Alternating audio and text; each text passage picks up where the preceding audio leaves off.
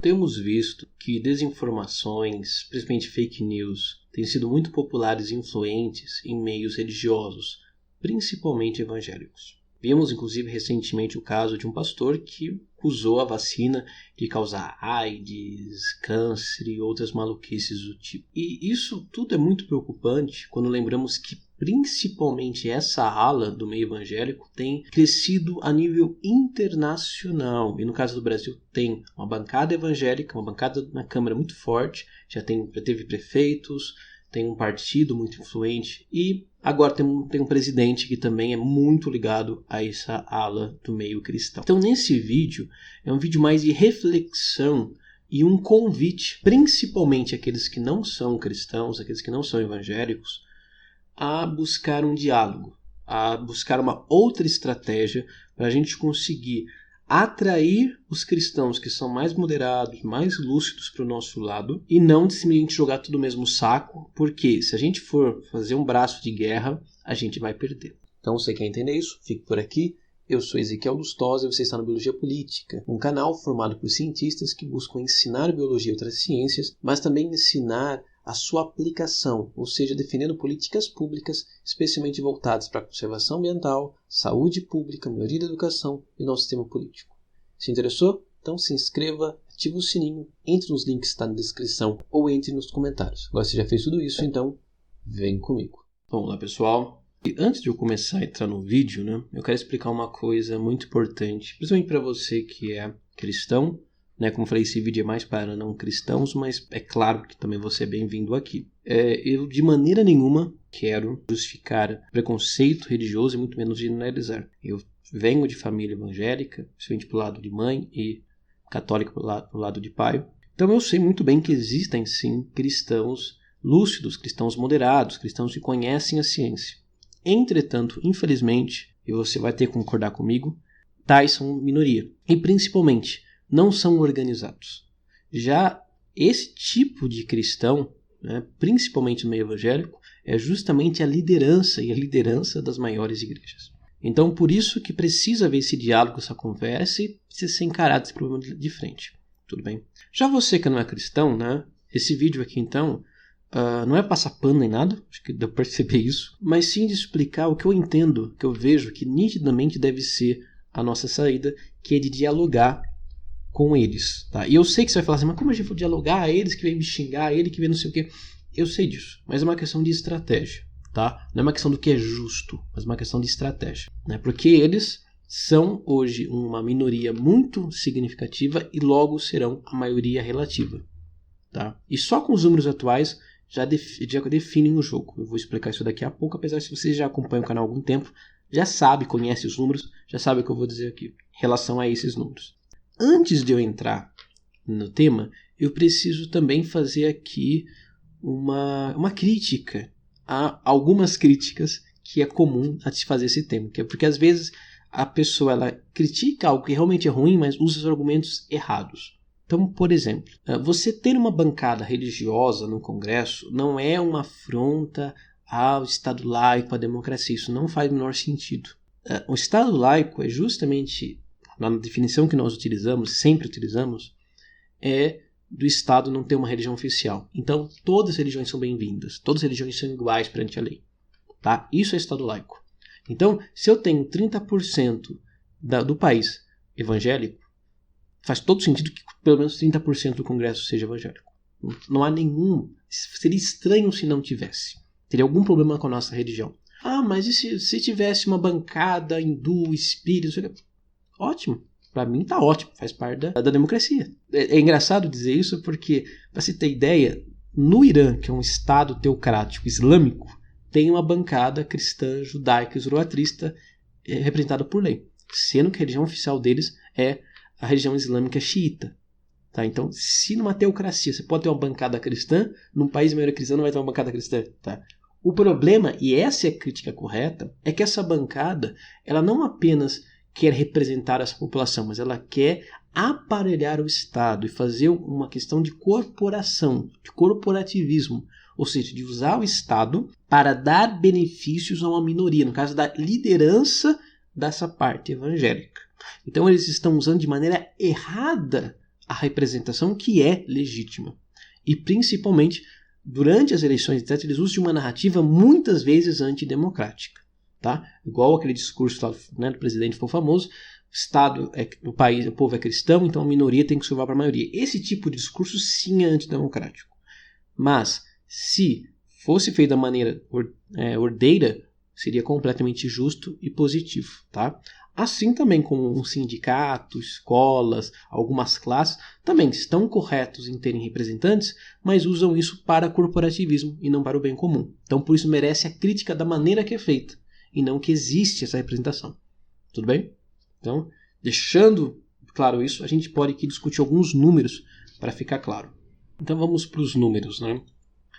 Hoje, 50% dos brasileiros é católico, mas já 31% se declara evangélico e 10% não tem religião. Sendo que, né, a maioria dos evangélicos tem menos de 60 anos. Tá? Mais de 60 anos, só 16%. Né? Enquanto que nos católicos tem mais de 60% é 25%. Né? E ainda mais que 45% é mais 26%, 45% a 59%, segundo a última pesquisa do Datafolha sobre o tema. Então, hoje nós estamos muito perto de acontecer uma coisa que vai ser um marco histórico. O Brasil deixará de ser um país de maioria católica. E isso é um marco histórico porque o Brasil é um país, acho que você deve saber muito bem, historicamente católico, né? Teve como religião oficial na época da monarquia, e mesmo na época da república, que se declarava laica, a Igreja Católica estava na Constituição, tinha privilégios e coisa e tal, ainda tem alguns, inclusive, mas a gente está vendo então essa inversão. E aqui a gente viu o crescimento nesse gráfico, o crescimento que os evangélicos tiveram, que foi um crescimento rápido, recente. Okay? Como vocês podem ver, nessa projeção que eu estou mostrando agora, ela de 1940 a 2010 são os dados oficiais, e de 2022 a 2032 é uma projeção. Como vocês podem ver, foi bem fiel ao que realmente aconteceu. Como vocês podem ver, até 1940, menos de 3% da população era evangélica. Isso não mudou muita coisa até 1980, quando estava ainda 7%. Então tinha um crescimento aqui paulatino. A cada 10 anos crescia 1% e olha lá. Só que a partir de 1990 acontece uma explosão. De 1990 a 2000, o número quase dobra para 15%. Depois, a 2010 vai para 22% e até chegar no tempo de hoje a 30%, 31%. Assim, nesse crescimento lá para 2030, 2040, a tendência é que tanto católicos encolham, que essa tendência está muito clara há muito tempo, quanto evangélicos fiquem próximos de 40%. Tá? Então, o que está havendo muito é uma troca. Católicos estão se tornando evangélicos. Além, é claro, dos próprios filhos evangélicos continuarem uma boa parte sendo evangélica. Então, esses são os números oficiais. E, é claro, isso uma hora ou outra teria que ter uma representação na política. E aqui uma coisa que precisa ficar um pouco clara, que eu vejo que muitas pessoas não descobriram. Né? Por exemplo, tem gente que fala assim, a esquerda, o próprio Lula falou, a esquerda tem que se aproximar dos evangélicos e tal. E fala-se como se isso nunca tivesse sido feito ou tentado ser feito. E isso é mentira. A bancada evangélica, como é chamada hoje, ela começou nessa Constituição, tá? Quando são os primeiros deputados a começar a ser eleitos. Por exemplo, em 1987, pulou de 18 deputados que se declaravam evangélicos para 32. E esse número foi só crescendo. Só que essa bancada evangélica, ela já tinha, devido à sua explosão, principalmente de igrejas pentecostais e neopentecostais, que tinham como a sua doutrina oficial, inclusive, a teologia da prosperidade, ela já tinha acordos com o Lula. Essa ideia de que evangélicos apareceram agora, ou se apareceram agora contra o PT, é uma visão anacrônica. Por exemplo, né, os dois partidos que a gente pode chamar são principais da bancada evangélica, né, que é o PSC, que é bastante ligado à Assembleia de Deus até os dias de hoje, e o PRB, que é o Republicanos hoje, que é muito ligado à Igreja Universal, eles já tinham ligações muito próximas com o Lula. Para vocês terem ideia, né, o Silas Malafaia apoiou o Lula nas suas duas eleições, só depois se virou contra Dilma. Essa bancada evangélica que eu citei no PSC, PRB e tal, votavam quase sempre a favor dos projetos do PT. Eles só mudaram no finalzinho do primeiro governo da Dilma, quando então se tornaram oposição e apoiaram o Aécio no segundo turno. Mas, historicamente, eles eram base do governo PT. Não à toa, a Dilma deu um ministério para Marcelo Crivella, que era a pesca, e para o George Hilton, dos esportes. E não podemos esquecer do cabo Pastor Daciolo. Ele não só foi presidente pelo Patriotas recentemente, mas ele foi eleito deputado federal pelo PSOL. Tanto se você prestar atenção nas coisas que ele falava, era além de senso comum, mas muita coisa ali faz parte do que a esquerda pode aceitar, né? A favor de políticas sociais, financiamento público e coisa e tal. Né, tivemos recentemente uma votação para perdoar, acho que R$1 bilhão de dívida das igrejas. E a grande maioria de quase todos os partidos votaram a favor, inclusive partidos de esquerda. Então, essa ligação da esquerda com a igreja evangélicas ou igrejas cristãs no geral, principalmente igrejas evangélicas, não é algo que precisa ser construído, isso já foi feito. Tá? Só que isso não é recente, é muito mais antigo. Na verdade, desde a ditadura militar, né, cresceu-se, por exemplo, foi quando surgiu, né, não só a ditadura militar no Brasil, mas na América Latina, foi que surgiu, por exemplo, a teologia católica, que chama teologia da libertação, que é uma teologia que diz que se deve ler as escrituras e a vida, a tradição católica, usando também de conhecimento das ciências sociais. Isso inclui, por exemplo, o marxismo. Então, de você ter uma análise de esquerda e lutar, por exemplo, contra a questão da pobreza, contra a desigualdade e coisa e tal. Assim também como você tem a missão integral, a missão holística, que surgiu recente, nos anos 90, se não me falha a memória, no meio evangélico, pregando também que você tem que ter uma visão total, uma visão das questões sociais para entender o evangelho e aplicá-lo na vida social, né? na vida fora da igreja. Tá? Então você tem, inclusive, nomes tanto da teologia da libertação no meio católico quanto da missão integral. O famoso Kivitz, né? René Kivitz, ele fala algumas coisas que para muitos evangélicos são estranhas porque ele tem essa visão teológica, que é essa posição teológica. Então, igrejas de esquerda, pastores de esquerda, padres de esquerda, não são coisas raras, ou não é de agora que surgiram. Isso existe já há décadas, na verdade, no Brasil e no mundo, tudo bem? Então, assim, isso já acontecia. O que houve é que, como eu falei, muitos desses pastores, dessas igrejas, elas mudaram de posição no último ano. Nós temos, por exemplo, o Marco Feliciano, que até ontem estava com uma camisa "Tô com Dilma, apoio a Dilma", e agora virou um líder aliado do Bolsonaro, assim, como se nada tivesse acontecido. Então isso acontece muito. Mas, e também, é claro, porque o reacionarismo realmente social, né, essa aversão a minorias e coisa e tal, e sim, isso existe, infelizmente faz parte da cultura de muitos evangélicos, né? Eu sempre brinco, né, que é incrível como que o Bolsonaro ele conseguiu unir tantos evangélicos, porque quem é evangélico sabe que é muito difícil. Quem não é evangélico acha que evangélico é tudo igual, mas não são, tem muitas divisões, muitas mesmo. Então, para você fazer um culto, entre aspas, ecumênico, nossa, é muito difícil. Agora o Bolsonaro conseguiu unir todos, baseado em quê? Justamente no preconceito, né, no ódio e assim por diante. Tanto que até hoje, quase metade da popularidade do Bolsonaro é segurada só por evangélico. E hoje o apoio do Bolsonaro está em quê? 30%. Então, metade do apoio dele é do evangélico. Se o evangélico se abandonar o Bolsonaro agora, ele pode sofrer impeachment daqui a 6 meses. E bem, por que esses números já assustam, digamos assim?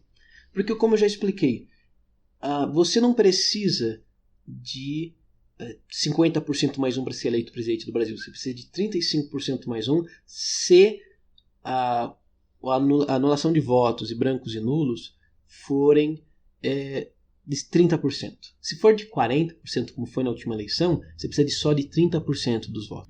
Isso quer dizer que, se nós tivermos a ausência de votos como tivemos esse ano, 2022, e ninguém do público do Bolsonaro também fizer isso, é um pouco difícil, mas a tendência é ser menos, ele pode ser eleito no primeiro turno. Lá vai estar lá escrito 50%, mas na verdade vai ser 30%. Tá? Então, esse número evangélico já atual é suficiente para vencer todas as eleições presidenciais. Se todos os evangélicos votarem no único candidato, evidentemente. Mesmo que seja uma parte, mas seja uma parte muito grande, metade, por exemplo, é mais que o suficiente para ir para o segundo turno. Isso quer dizer que não tem mais como ser eleito a nível de executivo sem apoio de igrejas, tá? Acontece que essa ala mais reacionária e, é claro, esse medo da ciência, ok, é uma que venceu. E eu preciso destacar que isso sim é um retrocesso, tá? Em pesquisas anteriores, quando se perguntava, por exemplo, se a maioria, o que os cristãos achavam sobre a evolução, assim, a maioria aceitava. Isso é uma coisa que é dito, inclusive, por hoje defensores, né, dessa maluquice de criacionismo, e terra jovem até. Falava assim, antigamente se tinha medo, antigamente pastores tinham que falar que a evolução é tão comprovada quanto a gravidade, mas hoje não tem mais medo de falar. E isso é verdade. Muita gente não criticava por medo da pressão que sofreria, de ser boicotado, de rir. Então havia ali aquele famoso caso da maioria silenciosa. Só que, infelizmente, agora isso está sendo dito, e pior, está virando um dogma. Já está havendo igrejas que estão colocando o criacionismo como um dogma e pregando contra a evolução. Então, o que a gente precisa entender? Se a gente for brigar, se a gente colocar todos esses evangélicos num saco, eles vão vencer. Tá? Eles têm a minoria suficiente para eleger presidente, uma bancada do Congresso, para eles bem entender praticamente. Eles só precisam se acertar internamente, só isso. E é mais fácil de se acertar internamente, por exemplo, que cientistas, que, sei lá, a esquerda como um todo, a direita como um todo, etc. E é claro, o meio evangélico, principalmente pentecostal, tem uma vantagem que nenhum outro movimento tem.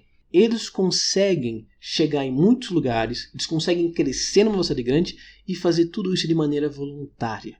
Você vai numa igreja evangélica, você vê um carinha tocando, cantando, dando comida, dando dinheiro do próprio bolso. Às vezes o cara é pobre, ele tira da boca dos filhos para dar para o pastor. Ele faz isso voluntariamente. Você não vai encontrar isso numa ONG, você não vai encontrar isso num partido, num sindicato, nada disso. Tá? Muito pelo contrário, tem gente lá para ganhar dinheiro, não para dar dinheiro. Então, você ter esse nível de voluntariedade, que a pessoa faz isso não pensando que está fazendo para o homem, para o pastor, mas para Deus. Então, a força, por mais que ela possa fazer até errado muitas vezes, mas o empenho, a vontade, você não vai encontrar em outro lugar. Então, você ter uma instituição mais forte que essas igrejas evangélicas é muito difícil. E esse fenômeno não é só brasileiro, tá? As igrejas evangélicas pentecostais aconteceram em toda a América Latina e até na África, tá? Aquele rolo aconteceu da Universal e Angola à toa, tá? Tem a ver com isso também. Assim, por exemplo, o golpe que houve contra o Evo Morales, e sim foi golpe, mesmo que houve alguma fraude nas eleições, o correto era investigar e fazer uma nova eleição, não o exército ir lá expulsar ele do país, né? Apesar que sim, foi um golpe que deu errado, sim, eles conseguiram errar um golpe, mas foi um golpe. Uma das líderes era justamente ligada às igrejas evangélicas. Então, você vê lá que é uma minoria bem pequena mesmo de evangélicos. Mesmo assim, já conseguiram organizar isso.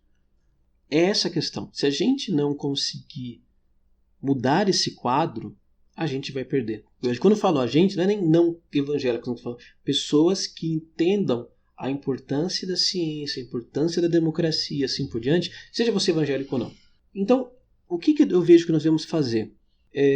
Que é de conseguir criar pontes com as igrejas. O que eu estou falando de ir lá e tentar mudar as igrejas evangélicas por dentro, transformar elas em outras coisas, nada disso. Mas, por exemplo, de promover evangélicos que são mais moderados e lúcidos. Por exemplo, você tem o caso do pastor Iago Martins, dos 2 Ds de Teologia, que você deve conhecer aqui do YouTube. Ele não chega a ser, ele não é um pastor progressista, nem é um pastor muito fiel cientificamente. Ele é criacionista, inclusive. Mas ele é bem moderado. Por exemplo, ele é criacionista, mas ele fala que para ele tudo bem ensinar a evolução nas escolas, porque ele sabe que o seu conceito é científico. Por outro lado, ele também não é nem um pouco assim progressista, por exemplo, ele é contra casamento gay, um monte de outras coisas assim. Então, ele é um pastor tradicional. Mas ele dialoga, ele foi a favor da quarentena, ele é a favor da vacinação, ele faz críticas ao Bolsonaro, etc. Ou seja, é muito melhor que a média. Esse é um cara que não é para você bater. Não estou falando que você vai passar pano também para as coisas que você acha que ele faz errado. Pode criticar, mas não é para persegui-lo. Eu entendo assim, não é estratégico persegui-lo, porque é melhor um cara como esse tendo sucesso, influenciando evangélicos, do que um cara estilo Silas Malafaia. Assim como você tem o Kevitz, como eu citei, tá? E você tem inclusive grandes cientistas cristãos, como o caso do Francis Collins, que é recente, que foi um dos líderes do mapeamento genético. Inclusive também existe um grupo chamado ABC2, ou Associação Brasileira de Cristãos na Ciência, que é um movimento formado por vários pastores e vários teólogos que buscam mostrar que é possível equilibrar ciência e religião, ciência e fé. Tá? Você pode concordar ou discordar disso, mas pense que é melhor você ter um cristão que aceita a grande maioria dos conceitos científicos, se você tem um cara que nega e inventa que vacina vai te causar autismo, vai ter um microchip ou outras baboseiras do tipo, entende? Então, esse tipo de coisa que nós devemos promover e criar pontes, tá? Só que, eu, infelizmente, já estou vendo que já se criou uma aversão, tá? Por exemplo, recentemente, um cara no meu Face, ele começou a zombar, né, de um conceito cristão. E eu fui explicar. Eu não falei que ele estava errado, eu não falei que eu sou cristão, não falei nada disso, não preguei para ele, não. Só expliquei que estava errado, expliquei o conceito para ele. Ele começou a me xingar, falou que eu era um teocrata, que eu queria transformar o Brasil em uma teocracia, como eu era um cientista e defendia a Bíblia. Eu não falei nada disso. Sabe, o cara começou a me xingar do nada. Só porque eu expliquei o conceito para ele. Entendeu?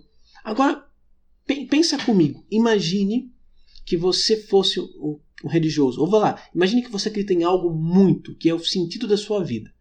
Aí você vê vários cientistas conversando sobre ciência. Aí você vai ter uma dúvida, você vai fazer uma conversa, as pessoas começam a xingar. Ah, você é aquele que cobra falante, você não sei o que, você é preconceito. Começa a xingar. Você acha que esse cara vai querer conversar?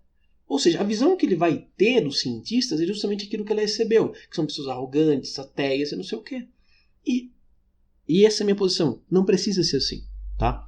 É sim possível ser religioso, inclusive cristão, e ao mesmo tempo ser um cientista, sim, de renome, como já existiram vários, tá? Existem vários, tá? E, inclusive, fora do Brasil, é muito comum você ter religiosos, cristãos na ciência. Isso não é nem um pouco incomum, tá?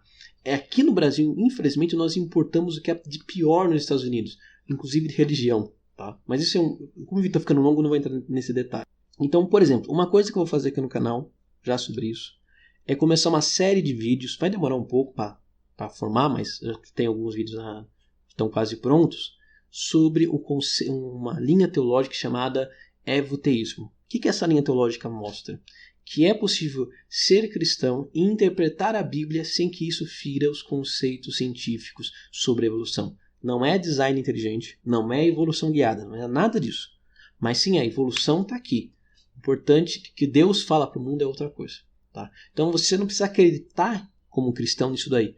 Mas é bom, você que não é cristão, conhecer isso também. Principalmente para você que é professor ou é divulgador científico. Por quê? Quem é professor já viu isso, já sabe como que é isso.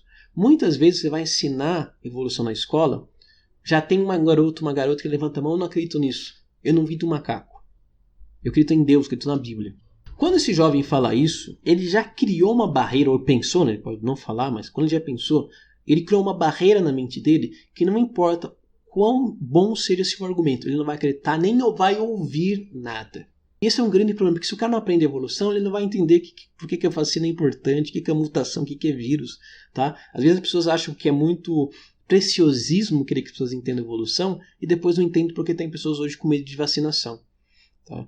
É porque uma coisa leva a outra. Com raras exceções. Tá? Com raríssimas exceções. Então, se você que é professor, talvez você conseguiria alcançar muito mais seus alunos explicando para eles o evoteísmo. Então, assim, olha, existe uma linha teológica, existem pastores, padre, o Papa, até, que aceita que a evolução não contradiz as escrituras, só que você precisa saber interpretá-la corretamente. Tá? E explicar. Vai ter gente chiando, falando que você fez doutrinação esquerdista, coisa assim, que vai ter gente falando que você pregou na aula. Vai, mas se você conseguir explicar isso para o diretor e para os pais, talvez você não tenha problema. Tá? Se você for divulgador científico, então nem é isso. Você faz o que você quiser, né? A rede social é sua. Então, e aí você talvez consiga alcançar essa pessoa. E aí, não talvez à primeira vista, mas essa defesa vai cair. Então, é esse tipo de coisa que eu vejo que é essencial que façamos. Parar de xingar todos os cristãos, e principalmente evangélicos. Tá? Primeira coisa. Segunda coisa, promover aqueles que já são lúcidos e moderados. Tá? Terceiro, não demonizar aqueles que se aliam a pastores ou coisa assim, mas fazem isso de maneira honesta, de maneira democrática, tá? Sem corporativismo. E terceiro, por último, que também promover, divulgar teologias e ideias teológicas cristãs mesmo, que consigam equilibrar a visão religiosa e a visão científica. Tá? Então, essa é a minha indicação, tá? Essa é a minha reflexão. Fala o que você acha, pode criticar à vontade, escrever, sem xingamentos, claro.